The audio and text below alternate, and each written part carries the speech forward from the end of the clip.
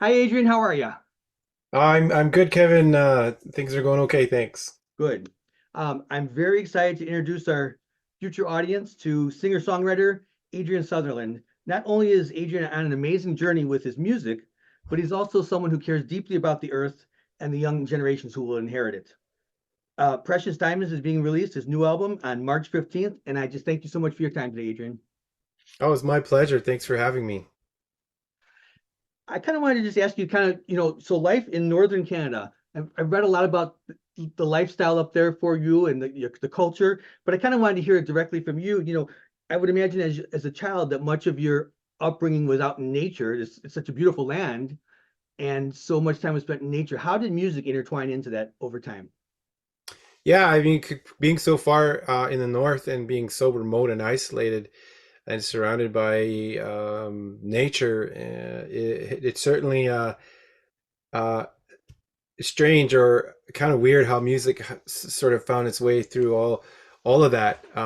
Because honestly, I didn't really have access to a whole lot of music, but we had cassette tapes and stuff like that. Obviously, going back to that whole Walkman era. I had access to cassette tapes and stuff, and we also had a radio station that we could get access to as well through the CBC and through a local First Nation radio station.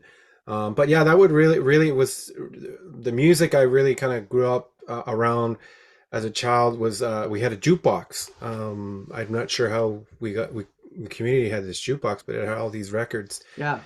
on there, and they were singles.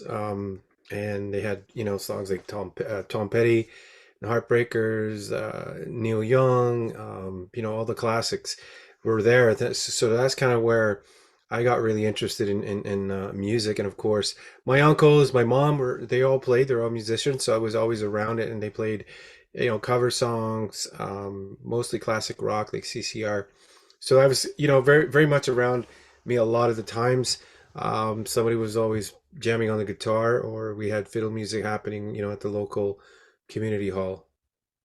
So it really was intertwined into culture. It really, I mean, your family, neighbors, the village, people had music around. They life included a lot of music, whether it be recorded music or just live people playing an instrument right there.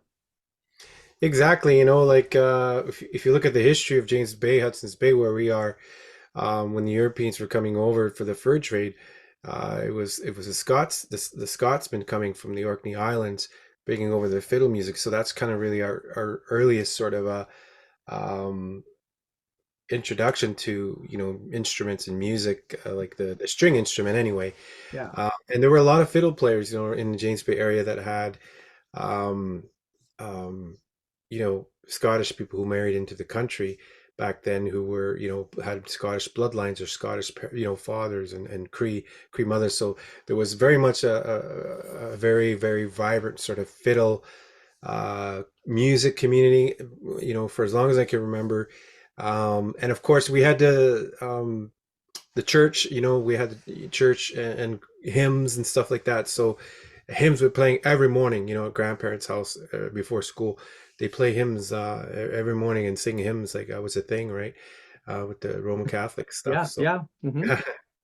Yeah, it's something that's somewhat lost on the current generation in a sense. They don't realize that that's how life was. And Sunday was not a day to go to the local supermarket or to go grocery shopping or wherever. Um, it was a day in church and with hymns, and even on a weekday morning, the hymns were around. And in some of the busy commercialized cultures, that's just as lost, and they might even know what the word hymn means, which is really Yeah, sad. It's very sad.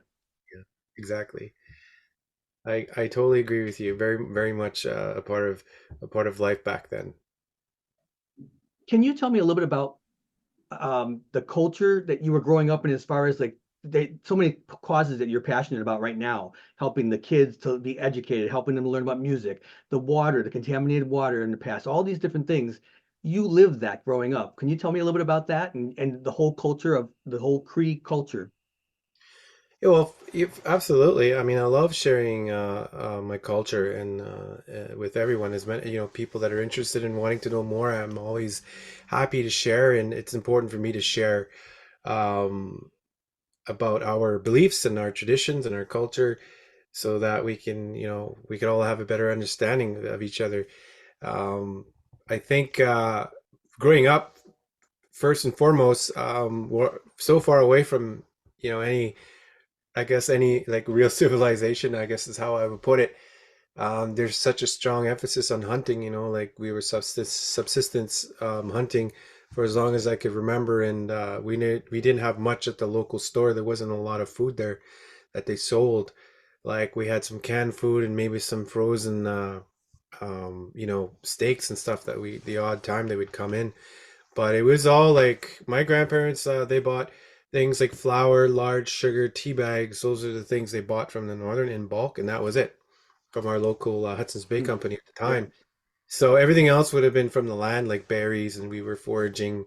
We were, you know, obviously hunting small game, large game. Our main diet consisted of waterfowl, so that's kind of what I grew up on mostly, and you know, fish, all that stuff. So, and you know, that's a very much part of the Cree, sort of the Cree nomadic survival life of a Cree nomadic person back in those days, and we moved around quite a bit on the land, just basically following, you know, the spring migration of caribou, the spring migration of geese and waterfowl, all these different things, and kind of moved around like that. Some families were out for months at a time, some less. So it's kind of different depending on which family you may have come from and how far north you were living from the other bands in the area. And, you know, for me, it's not having any like electricity, you know, and just where most I think where most people in this country in this country take pride in having a beautiful home or a roof over their heads. You know, we would take pride in finding a nice even spot to pitch up our prospector tent. You know, to have a camp. So so some of the things I kind of remember growing up, those were some of the things I obviously really enjoy, and I'm glad I was able to do that because it allowed me to have a, you know, a different perspective on everything, and I sort of my world views are slightly, I guess, different than most people Yeah. in some ways, and then not having, you know, any access to clean drinking water or having well, we had access to like thousands of lakes of fresh water. So when I say that, is we didn't have the running water coming from the Oh, tap. We didn't okay. have any of that. So I Right. just want, yeah, I should be clear. So we had all this water, obviously, that was clean that we could drink, but you know, it wasn't filtered or anything like that. Right. We didn't have running water, that's for sure. And we had electricity, but it ran off a giant community gen set, like a generator, which would go out quite a bit, so we could go, you know, a week without power or whatever at times. And then, of course, when you're on the land, you get no electricity at all. It's just all, you know, candlelight and whatever, cooking on fire or using camp fuel and stuff like that.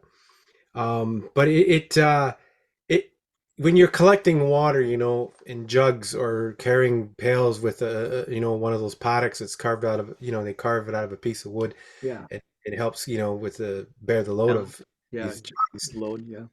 And you think about all that, and as a child, I think it kind of helps build resilience and strength. You know, all those different things you kind of experience growing up as a child.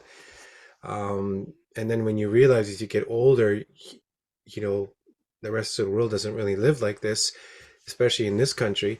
So you start to question why it is that First Nations or Indigenous people have to endure these types of living conditions, and you begin to realize that it's not a normal thing, right?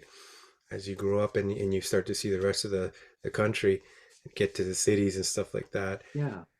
But yeah, so those are some of the things I guess I could sort of touch on and sort of convey to you as today. As I hope that answers your question. Yeah, I mean, that's kind of what I was thinking. I was thinking, growing up, that's what you knew. You didn't, until you got older, know what else was around you. And I don't know if people said, well, this is what we've got. This is what we live with. People, the elders, people who knew that life way out there was a lot different, or if this was their culture. And it's just interesting because on the one hand, you're continuing the culture by, educating people about it and about the past, and people still, that's their lifestyle. They would like to maintain that. And yet you have now been exposed to so much more that you weren't as a child. Yeah, absolutely. I think you know, we knew. from the Aboriginal lore or the folklore that we had in our culture, we knew that the world was big, much bigger than what we could see here. Yeah. And we're in the lowlands, so we're pretty much right at sea level. I think we're about 14 feet above sea level here. 'Cause we're right on the coast here, the Arctic Ocean. We're part of the Arctic Ocean. Um, but I remember going out as a kid and sort of seeing the shape of the land. It kind of looks spherical in some kind of way, and you kind of see it, almost as if we were gonna reach the end of the world on the old freighter canoe Yeah. as a kid. And I was like, I was determined someday. I was convinced someday that we would reach the end of the world and go off the edge, but we never did. But we just knew from the stories, and we knew from just being out on the land how huge the world was. But and then as you got older and you leave the community, you really are just a bit of a shock. It's a culture shock, and you're like, wow. You never knew because really there was no real window beyond that spruce tree line or beyond the open Hudson's Plains. There was really no window beyond that. So yeah.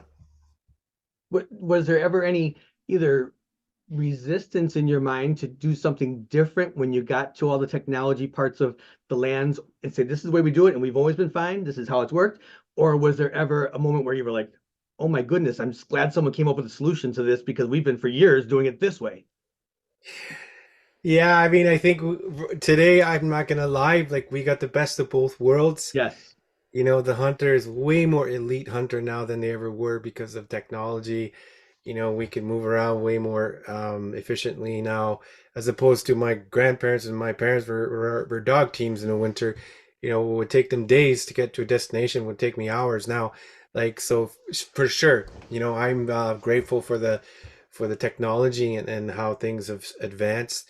They have certainly made our lives much easier today, especially and, getting into those prime hunting spots. Yeah, for sure. I mean, I'm grateful for that, but there's some things too that I will resist. For the longest time, I wouldn't use a GPS to navigate. I would just use all my traditional knowledge. Right. I was just talking about that the other day. I would use the trees, the sun, the stars, the wind, everything that was there on the land, and the landmarks that we had up here where we're from. I would always use all these different things, even the snow, the way it drifts, to know where I was, to know which way was north and south, and that, and so on. So for the longest time, I would just like, no, I'm not using GPS. I'm just Yeah. going to travel the way I always did. But now I have one, and it's always there if you need it. Because there's times where I had to pull the GPS out because I'm like, I have no clue where the hell I am right now. It's nice to know that you have it in the back pocket just in case. Yeah. But I think also just that, like you said, just that's the way you did it, and you rely on that source. And I think it would be hard, even with the tech, on some issues, that this would be one of them. You have a a bigger relationship, a larger relationship with the land than the average person, with the earth. The average person, we would hope that people respect the earth, and we're certainly trying to preserve things. And there's so many ecological things that need to be fixed, and recycling, and so many things. But we hope that the average person respects the earth. But beyond that, you have a special relationship with the earth. You use it to guide you through life. And now that the extra conveniences are there, sometimes it's like, hey, I rely on the earth more than I rely on man-made electronics that might, you know, lead you off the wrong path. Yeah, I mean that's true. I mean, when you look at my life now, when what it was like for my grandparents, they had nothing really. It was either feast or famine for them, and it was like that from year to year. So it was a very, very hard life, for that era. Right. And I remember hearing my grandparents talking about not eating for, sometimes up to a week or two, and just, they'd have to eat the laces off their snowshoes and, boil them and drink the broth.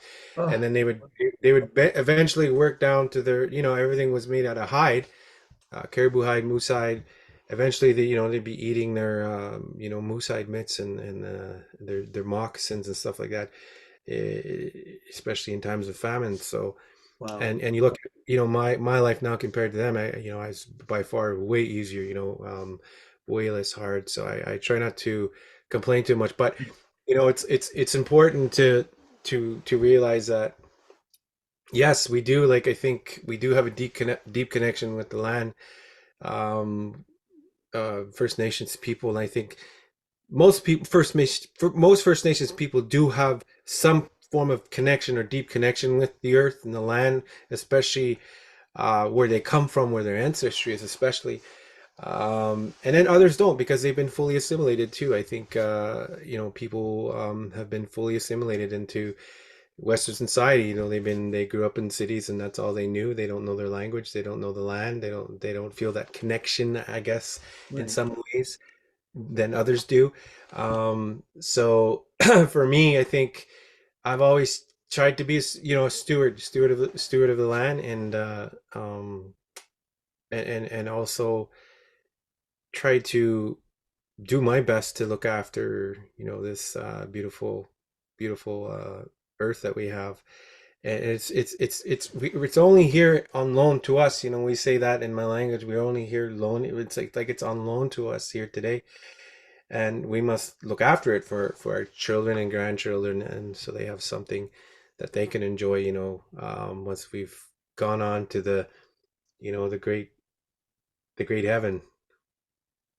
Yeah, well, I mean, it takes the saying, to leave something better than you found it to a huge level because you said, leave the earth better than we found it because I remember growing up seeing all the pollution commercials and all the different things and the emissions from cars and more of the modern things in the US as far as emissions and ozone layer and all that, but across the land, trees being taken down, people wasting all the resources, the trees and all of our resources being used as if we had an endless supply. And it's not the case. It's not the case. And, I think many cultures believe that they have their own origin story and their own, not that anyone is better than the other, but in First Nations origins or creation, we come from that sun, we come from that water, we Yeah. come from those herbs and those roots and everything you see, that all the green stuff that grows on the earth. We come from that. We come from that dirt, everything you see, even that wind when it blows. We come from that. It moves inside of us, our lungs, in and out. So we believe that we are the earth. We come from that. So how we treat the earth is how we treat ourselves. So and when we see where we are today, how there's just so much, like you talked about, pollution and strip mining and logging and all these different things, we start to see the earth act out through our women, they say, in our belief and our culture, and how they raise their children, and how they talk to their children. It's sort of like the earth is sort of them mimicking the earth and how the earth is reacting now to everything. We have all these natural disasters and all these things going on, Yeah. and fires, destroying cities and communities, and destroying forests. Like, anyway, those things are um quite disturbing, when you see and you think about it. And for me, as a First Nations person, and remember hearing about this stuff as a kid, what was to come, like the old people were prophesizing when I was a kid, and I remember hearing all these things, and I'm like, oh my God, this is actually happening. What they always talked about when we were little. Remember, like, yeah, I remember the stories, and we're living it, like we're in it now. So it's kind of a, I don't know. I mean, it's kind of strange in some ways, but you also just sort of, there's nothing you can do about it a lot of the times, and you just sort of just are standing by idly, and what can I do? What can I do to sort of stop this desecration of this beautiful earth? And it's a really difficult position to be in, I think, for a lot of people. Well, I know that I mean, just to say one more thing about this to you is just that I know that we all could look at it as one person, but you're making changes in your culture one person at a time because you're reaching out to the community. You're an activist. You're, in a positive way. You're helping to educate the kids and the adults, and that's neat because if everyone took the one person, I can't do anything attitude, nothing would get done. But you've taken it a step further, and said maybe I can do something. Growing up, what do I do? I'm a kid. How do I change the world? But as you grew older, you took the knowledge that your grandparents gave you and warned you about, and you've taken it to try to make it better. And that's really such a fascinating story. Yeah, it is, and I remember one thing, I guess, to sum it all up. There's one song that we use in our ceremonies, and it's in my language, and it says "Ko tau inu gito, chigoi saga hito ich, namuna kagi ge ute, aski kae," and it means it's a message from our creators telling us to love one another because we're not here for a long time. That's a song we sing in our ceremonies to be thankful and to show our appreciation to each other as people, as humans. And it sort of sums all that up. Like really, we're here for such a. It's so quick, you know. Like Yeah. my own life, and I feel like, oh my goodness, you look back and it's like, man, it's like a blink of an eye, and you know. It seems cliche until you're living it and you realize that when people say life goes by fast, you realize it really does. As we all get older, we realize it really does go by fast. Yeah, yeah, and you know, for me, it's important to. I always try to. For me, I think it's important to like, how do we learn together, you know, and just to have my own worldviews and my own beliefs, and and I'm trying to learn from those as well because um, I don't want to sound lectury and you know, because I know that's that sometimes isn't well received. So how do I learn alongside everyone else, and how do they learn alongside of me? And that's how I've always tried to approach everything when it comes to music, when it comes to talking about water, talking about you know, all the issues that we have, and teaching our young people, and just being a part of different things throughout my life, and wanting to make some kind of a difference. I think they say that we're only going to be as good and as healthy as our community is going to be. So if we have a very unhealthy community and we do nothing about it to change to make it better, then we become sick, we become unhealthy like our community. So, you know, if I make an effort to make time for children's skating programs and different things because I have skating certification, then and no one else is doing it, then that's one example. Then I could go out at least every weekend and run an hour skating program on Saturday, Sunday for the kids. So I'm trying to give back in some kind of, you know, in some way to my community. And then of course there's other ways as well. We could you know, make time and give to our communities to make them better, so to speak. And in the process of doing that, could be even life changing for someone. You give them an hour a weekend to teach them to skate, they could become a professional skater, or it could take them out of a pit that they were in their life where they didn't feel like they could do anything else. And so it's just amazing what can happen with one person taking the care and change one person's life or more. I, I agree. I agree 100%. I wanted to ask you, when so during all this, when did you pick up a guitar? When did you pick? I see a keyboard in the background. I see a ukulele. When did you start picking up instruments and starting to say, well, maybe I could do something? And then once you did, when did it click that maybe this is more than just a hobby or something I enjoy? Maybe I could do something with this and take it to, the airwaves too. Yeah, I mean, well, my first sort of ever experienced around instruments was my mom and uncle's, right? They played, and when I first saw the guitar, I was probably maybe 5, 6 years old, and I knew I was really, really drawn to it from right from the beginning. Obviously, I couldn't play the guitar; I would strum it and try to play it. But as soon as I realized I wasn't able to play guitar, I got into records. So my mom had a record player, so she had new records like mini pops and different things. There weren't a lot of records, but I played the records all the time, and I really enjoyed singing. So that was kind of a thing I had at a young age. So would always try to learn the lyrics and the melodies. Of course, melodies always sort of come easy for me. I think I've always had a knack for melodies. And fast forward into my teens, I got into more serious. I wanted to be like, you know, the best guitar player in the world. So I started to really play guitar and practice, you know, for a few hours a day. And then I got tired of doing 3 hours of guitar practice a day. It's just like, you know what, maybe I could do songwriting because I remember starting to kind of dabble with songwriting a bit in my late teens and realizing that I kind of enjoyed it. And, you know, I mean, there were some crappy songs that I had written as a teenager. They were probably about my a girlfriend being dumped by a girlfriend or something. But I remember just enjoying it and and then really thinking, you know, this is something I really enjoy doing, and there's something I could do. and I started writing songs in my late teens, early 20s, and I kind of always stuck with it. I had a family, but when I was like, yeah, my first kid was born at I was 19, and my wife and I we met in high school, and then we had children at an early age. So when you become a father, and things like music and all these other things kind of get frowned upon, sometimes, and say like you got to put that aside. You got to go to school, you got to get Yeah. education, you got to we get so much pressure put on us, and get a job and support your family and get a house and all that stuff. So that's the same pressures exist here where I live. And I put music aside for a long time, but I always, that guitar always called to me, and songwriting always kind of stuck with me all the years. And it wasn't until maybe 12 years ago I decided, 12, 15 years ago, I just really started writing a whole whack of songs. And I was doing solo shows, different festivals and venues and stuff, and nothing too crazy, just shows here and there. And people were taking notice, and they were inviting me out to play, which kind of felt good, and to for people to want to invite you out to hear your songs Yeah. and your original stuff.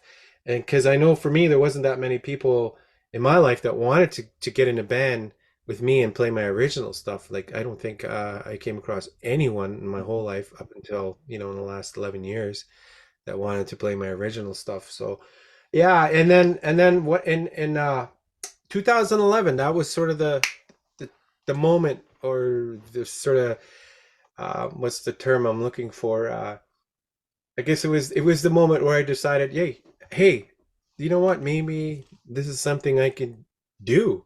Yeah. Uh, it's possible, and I thought, for me, like I've always been, I haven't been rich. I've been maybe rich in some ways, but I've certainly never had money or wealth. I was born very poor.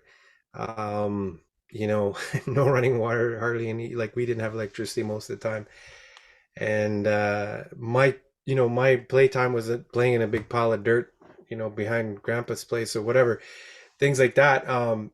And I thought, this music, 10 years ago, I sort of thought to myself that maybe music can change all that for me. Maybe this is a way for me to lift my family out of, a very difficult situation. And it's also given me a voice, Yeah. you know, platform to speak out against injustices, like water, and the mistreatment of our women in this country, and from what I understand, in the U.S. as well. Hmm. So those kinds of things, were kind of going through my mind at that time, and I just said, you know what, I'm gonna go for it, and I'm gonna just keep driving it as hard as I can, and that's what I've been doing ever since. So 2011, was that the time when you started to put people together for Midnight Shine for the band that you had? Is that the time you were doing that, or was that solo time? That was Midnight Shine? I was solo up until that time point. That's when the Midnight Shine era Okay. started, right in there. And I already had plans to go into the studio to record my first solo album, and I had all my songs ready to go. And then this sort of one-off gig came up, opening for Trooper, in 2011, and that's when things just suddenly changed, and it was like, okay, I suddenly have this band, so it didn't make sense to go in to record a solo album when I had this band. So we went in and recorded as Midnight Shine that year. And were those you said for a moment there, it was hard to twist someone's arm to play your originals. Is this what Midnight Shine was most of your originals then? Couple covers Yes, and then yeah, there was a couple of covers in there. I think one cover throughout the three albums, 3, 4 albums we did, um, and it was all original stuff. And they were the first people, musicians, sort of, to me, they were professionals, because I ran yeah. into them, over the years, and they were the only professional musicians I knew, aside from a few others in our region, that were actually working in the industry, performing live music, recording, putting out albums and stuff like that. And I honestly thought we were going in to do covers when we pulled the group together, and then in our first rehearsal session, we were all standing around looking at each other, And one of the guys, the bass player, Stan, said, "Hey, well," he said, "why don't we do your original stuff?" And I was like, "Huh?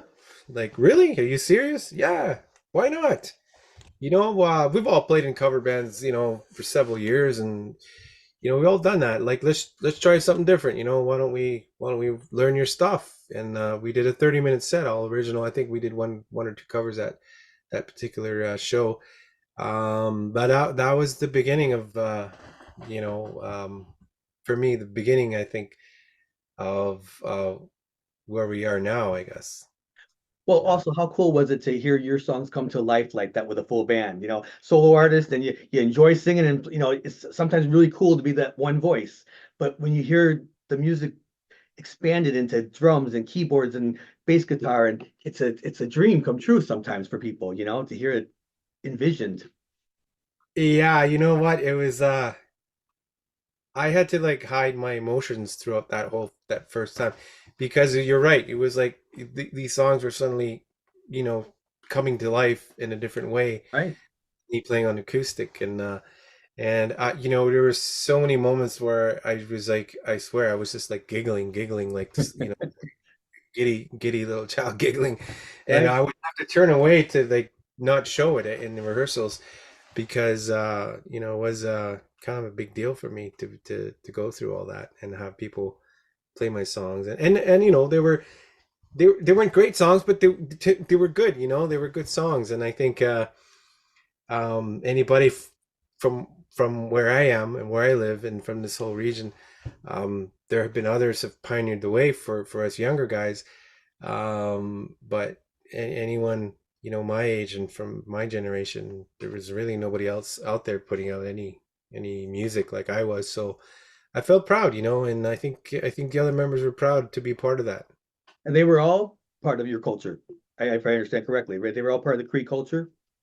Yes, that's right. The other three were not from the same community or village, but the other three were from different villages along the coast. But we all kind of sort of knew each other from different, venues over the years. So yeah. So what happened that you decided after some time to go ahead and do the solo albums? That now this is your second formal release, I believe, Precious Diamonds. Yes. Well, yeah, it was COVID came, and then I know everyone was on lockdown, but where I am from here, it was like 10 times worse. It was like everybody thought we were all gonna like just die off, and like we were like the weakest link in humanity. So everybody was like, we're gonna just lock these guys down, and we're just gonna, if they could, I'm sure they would have built a giant cage around the whole village, but at least we could get out and do stuff on the land. But we could not leave, like, for almost 2 years. We could not see our families outside the village. It was such a tough time. And so that really is is what allowed me to go and focus back on the solo stuff. I built this studio out of a sea container the first year during the pandemic, and I just said, well, I gotta do something, because I'm gonna, who knows how long we're gonna be here, and in this sort of situation, the circumstances we found ourselves in. So we did this, we built this, we got equipment in here, all the hardware. Then I had to learn how to use it all, learn how to use the software, and then get all my demos together. And then we were sort of just at a moment, so we were sort of poised to record once we had all that stuff in place. Of course, we wanted to go down to Nashville for the debut solo album to record with our producer, who I'd met just before the pandemic, but we were we were left with no choice but to record the album remotely. And I had no clue what to expect. I've never done anything like that before, and I think a lot of people probably hadn't done things like that prior. But it was quite remarkable what we were able to pull off working, from Nashville, out of Wapiskat. I don't know, we pulled it off anyway, and amazing. So that was Colin Linden, right? That was the you're talking about. and he's Canadian also. I don't know if from the same territory. Is that how you was he in your part of the of Canada that you met him initially, or? Yeah, we well, so yeah, Colin's Canadian. He's a Canadian guy, and he's been in the U.S. for quite a while now. I think probably close to 30 years. But he's back and forth all the time. But I met him through one of his bandmates and longtime friend, Tom Wilson, and him and I were doing shows together back in 2018, 29, early 2019, somewhere in there. Um, we for a concert series for the Downey Weenjat Week, Secret Path Week, and so that's how Colin and I met, was through Tom. Tom, invited me out to open for them when they kicked off their tour, their North American tour. So I did a series of shows with them up here in where I'm from, Toronto area, and surrounding communities. And Colin and I, you know, met through that whole experience, and he expressed interest in wanting to work with me as an artist, and to want to, he asked me to come down and record uh, in Nashville. So that's kind of how it all started. And he's such a great guy, and he's such a talented person, and amazing uh, producer. And he's connected to so many interesting people. So um, he really did a wonderful job in bringing those songs to life. So you went down to see him in May of last year, right? Then that was your first trip to the U.S. when you went down to Nashville. That was your first trip into the U.S. Yeah. And what was that like? Just, I mean, first of all, Nashville being just a music, it's such a it's a big community, but it's small because everybody knows everybody in music. They're all musically related, whether in the publishing industry or the performing or the concert industry, the venue industry. Everybody knows everybody. It was what I gather when I talk to people that live down there, or friends that have moved down there because they're musicians. Yeah, I mean, you've absolutely. The impression I got down there was that everybody was so supportive of each other, Hmm.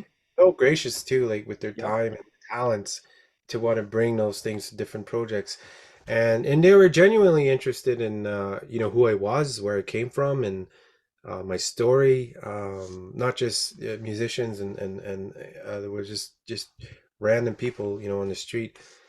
So it was an interesting place to visit for me. And my first trip down to the US, I had before prior to that, really, prior to meeting Colin and him asking me, to come down to Nashville, I really had never seen myself ever like going down to the US. Maybe I thought someday I would go do a vacation with my family or something, Right, just, right. but I really did, like, honestly, not that I don't like the US or anything like that, but I just really never thought of ever going there.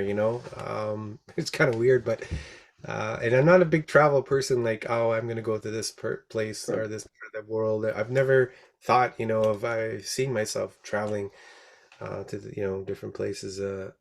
But anyway, so yeah, my first experience leaving the country was well, coming to the US was coming down to Nashville, and it was a really positive experience for me, and I really enjoyed coming down there. And I wanted to stay a little bit longer, but it was I think from start to finish for the album was like 10 days, so it was really hard. And were long days, like we worked really hard, and finishing up what we need to while I was down there. So there were some very long days in the studio, uh, which I kind of expected when we went down. We had, I think we had a total of 14 songs that we wanted to work on, but we had to, trim it down to 10 in the end before we started recording, because there's just not enough time. Right, right. Yeah. You mentioned that Colin knows so many interesting people.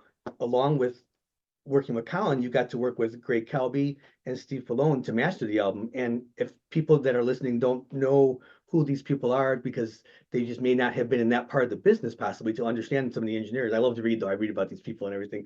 You know, Yeah. that Greg has the first album he mastered was Eric Carmen's album back in the 70s. And he's also worked with John Lennon and David Bowie and Bruce Springsteen. And then Steve Malone won a Grammy for working with Tony Bennett and Lady Gaga in their second album. I mean, so it's just, here's this studio and these people that are touching your music. And I'm just like you were when you were performing live with those guys with with your originals for the first time. I would imagine you probably pinching yourself once in a while, standing around them when saying, "Yeah, we're gonna just do this," and you're thinking, when you talk to David Bowie or when you sent David Bowie back at the mastering, now you're talking to me. It's like it must be just kind of surreal.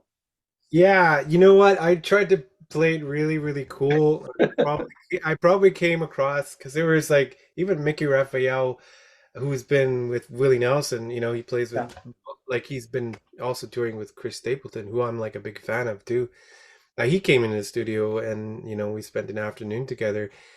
And I was like, I wanted to ask so many questions, to the people, but I didn't want to come across as being this annoying guy from Canada who kept asking all these questions. I was just trying to really try to play it cool, and I probably came across as being really awkward. I wish I could go back and try to, you know, maybe relive that whole experience. But Right. for me, it was amazing. You're right. There's just no way to describe it for me. Like, it's just unbelievable. Just knowing where I come from and to be able to do that album and have those people work on it, that with those talents and of that caliber, it's just like if I was tomorrow was saying I'm done, I'm calling it quits, I would just, I'd die a happy man. Yeah, that's really something. Yes, I can only imagine how that must have been. Yeah. Um, I want to be respectful of your time, but I do want to talk a little bit about the album itself, a couple tracks. If you have a minute here, I want to ask you about a couple of the tracks and get people interested in this release that's coming out in March, just a month away now, less than a month. Yes. So I know you just recently released a video for the song Precious, and you started it not one, not two, but three times you starred in that video, I believe. And I just as a side note, I have to tell you, I was showing my son that video, and I have a 12-year-old. I was showing my son the video and I was playing the music for him, and he's a pretty tough critic about music. But he said he really liked it. I mean, it was really, he said, I really liked this. And so that was just neat to hear him when he can connect to the music that I listen to and acknowledge that. It was really neat. Well, that's good to, it's good to hear. I think I always play new songs for my kids, and I have, I have 17-year-old is my youngest, and the oldest is 28. So, and there's, two more in between, so four total. So I always play music for them, like any new music. So it's always interesting to get their perspective and their thoughts on how, and if they like the music, that's always a good thing, especially our young people, the youth. So if they're receiving it well, it's a positive thing. Yeah, so yeah, the album Precious, the video we put out was there were three versions of me, um which I had fun doing, like because it was a little bit of acting, I guess, involved. Like I'm Huh? not an actor, Yeah. like I'm just terrible at it, but I did try to get into some of the character a little bit, just there's the musician guy who's driving everyone to the destination, Right, right. and then we had the hunter guy, Hunter Adrian, and then we had the dad, sort of loungy dad, come in at the end there, who's usually laid back and kind of goofy when he's at home with the kids.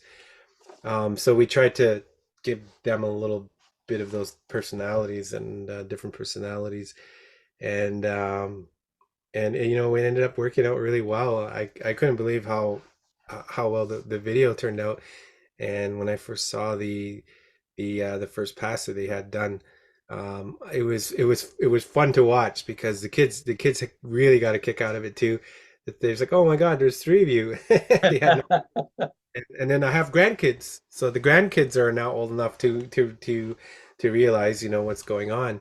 We have a 9-year-old, our oldest granddaughter, and then we have two 5-year-olds, and then we have younger ones. But they really enjoyed it too. So it was important for me to do videos. It's always nice to do video to accompany a single or release, and we've always made a very strong effort to put out videos with all the songs, and sometimes we've been able to do it, and other times we haven't. it's a lot of work. People don't realize all the pieces. Like when you saw the finished product, you remember recording here and there with the video camera and standing on this grass and being in this car and being on the side of the road. And then you see the finished product, like you said, and it's amazing, right? And but it's a lot of work. A lot of work. It is. It's tons of work. And you know, I after doing a handful of videos over the years, I certainly have an appreciation for people who do that for a living, who act and do movies and stuff like that, because that is it could be very draining, like a 12-hour shoot. It's a lot of work and it does drain you. And you could be out in the cold, you could be out doing whatever, and it's yeah, you really gotta really be prepared for that mentally, Yeah. for that kind of stuff. I understand one of the songs on the album, No Tallway. Am I saying that right? It's, that which means father. It was one of two songs that you sang in Cree, and that was the first time you did this on a recording, that you recorded, professionally, tracks that were in your Cree in your mother tongue. Yeah, that was the first time I mean, I've thought about it over the years, and I honestly have tried to write Cree songs, but it always didn't. They never really went anywhere, or I would just try something and I'd say, it feels weird, or it's awkward, and so I just quickly move on to something else. But it was the first time I actually thought, I was going. I said to myself earlier on, this year or last year, it was kind of like there was just a lot of changes going on in my life, and even with my team, the small team I have on the music front, and just like I I wanted to just draw on all these different things that make me different, make me unique from other artists and other, not only just other artists but indigenous artists. Like, what makes me unique from other indigenous artists too? What can I do? And so I wanted to draw on all these different things that make me different and make me unique. And one of them is language. I'm very fluent in my language. So I said I wanted to actually make a full Cree album. But I realized once I started, it was like, oh boy, this is not as easy as I thought it would be. Um, believe it or not, even though I'm fluent, but it felt really difficult to go through that process. And we ended up with, two beautiful songs, No Tawi being one, which is about the loss of, someone losing their father. And I think it was that song was sort of an idea that was brought up a couple years ago, and then a lot of people come up and say, hey, you should do a song about, this, or do a song about that, and write a song about this. And you get that a lot, all throughout my career. People have been doing that. But and sometimes I will do something, but very rarely, right? Right. But this particular time I thought, you know what, maybe I'll write a song about fathers, the loss of fathers, and that whole experience, and that grief and that emotion. And so it's a pretty heavy song. And I think people can feel that emotion even though they don't understand the language. There's we were able, I think I was able to capture that emotion in how I delivered the song vocally. And it wasn't easy because the sounds come out different. They're more like harsh kind of sounds. So Right. it's harder for me to bring the sort of same melodic stuff I've been able to do to the English songs, to the Cree versions. But I'm happy with how it turned out. And that song, I think, Notawi, when we released it, like, we didn't have any big grand vision for it to, like, do something with it, but we certainly wanted to put it out for um for our language speakers. And it also was important for me to use language in the music, to help preserve our language as well, and for people to be able to perhaps learn the song in the Cree language, and help them in their learning experience when they're trying to revitalize their language as well.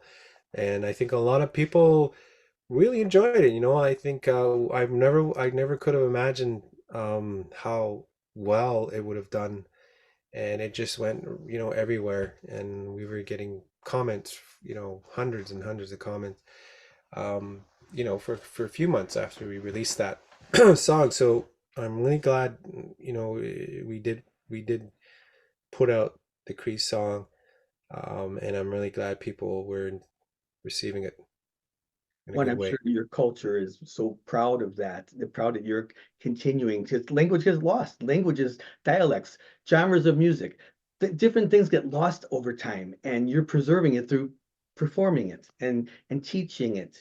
By you're teaching because you're letting people hear it. And I'm sure that so many people that are near and dear to that culture really respect and appreciate that you did that.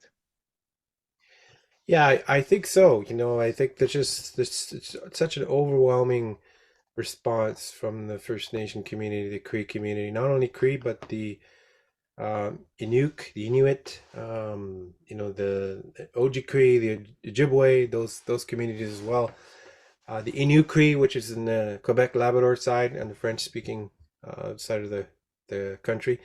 Um, so yeah, it was like far reaching, I think everyone, because of the dialects are quite similar in a lot of ways. They come from the Algonquin language, those languages. It was very easy for a lot of people to be able to understand it, right across the country. And even as far into Rocky Boy, Montana, like into the States, there's Cree speaking Ojibwe communities down there. They could understand every word, and the dialects are quite similar, but different in some ways. So I try to use it more of a generic dialect so that everyone would get it. So that's kind of what I did, and it worked out pretty good. As I listen to the album, I have to tell you my favorite tracks on the album are My Rebel Spirit and Diamonds. Those are my two favorites. They're just so well put together. I love the melodies. I love the way they're produced. I love the vocals. Those are my two favorites. I had to share that with you. Thank you. Yeah, those are probably my top favorites as well up there. The other one is um what was the other one? You're Left Behind. I don't know if you were able you Yep, yep. that's another one.